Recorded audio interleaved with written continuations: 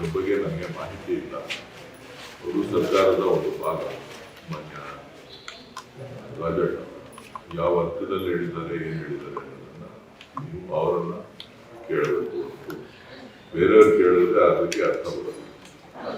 Power ಸೆಂಟರ್ಗಳು ಕೂಡ ಜಾಸ್ತಿ ಆಗಿದ್ದಾವೆ, ಹಾಗಾಗಿ ಆಡಳಿತದಲ್ಲಿ ತಪ್ಪಿದೆ ಅನ್ನೋದು ಒಂದಷ್ಟು ವ್ಯಾಖ್ಯಾನ ಮಾಡ್ತಾರೆ. ಅದ್ರ ಬಗ್ಗೆ ನನಗೆ ಮಾಹಿತಿ ಇಲ್ಲ.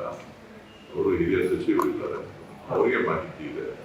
ಅವರು ಯಾವ ಹಂತದಲ್ಲಿ ಯಾವ ಕಂಟೆಸ್ಟಲ್ಲಿ ಹೇಳಿದ್ದಾರೆ ಅನ್ನೋದನ್ನು ನೀವು ಅವರನ್ನ ಮತ್ತು ಮುಖ್ಯಮಂತ್ರಿಗಳನ್ನು ಕೇಳಬೇಕು, ಪಕ್ಷದ ವರಿಷ್ಠರನ್ನು ಕೇಳಬೇಕು.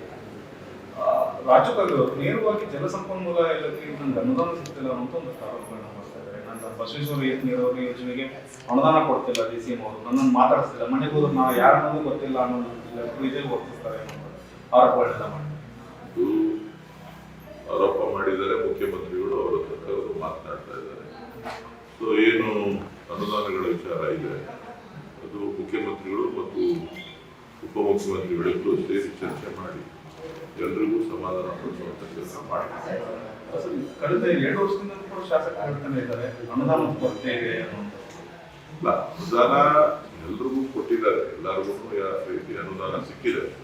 ಆದರೆ ನೀರಾವರಿ ಇಲಾಖೆಯಲ್ಲಿ ಸಾಕಷ್ಟು ಹೆಚ್ಚು ಹಿಂದಿನ ಸರ್ಕಾರದಲ್ಲೇ ಅನುದಾನಗಳ ಅನುಮೋದನೆ ನೀಡಿರೋದ್ರಿಂದ ಕಾಮಗಾರಿಗಳಿಗಾಗಲೇ ಸಾಕಷ್ಟು ತಗೊಂಡಿರೋದ್ರಿಂದ ಎಲ್ಲ ಯೋಜನೆಗಳು ಕೂಡ ಕನಿಷ್ಠ 300 ಕೋಟಿ 500 ಕೋಟಿ 1000 ಕೋಟಿ ಈ ರೀತಿ ಒಂದೊಂದು ಯೋಜನೆಗೂ ಕೂಡ ಬರುತ್ತೆ. ಸೊ ಈ ದೃಷ್ಟಿಯಿಂದ ಎಲ್ಲರೂ ಕೂಡ ಸಮಾಧಾನ ಪಡಿಸಬೇಕು.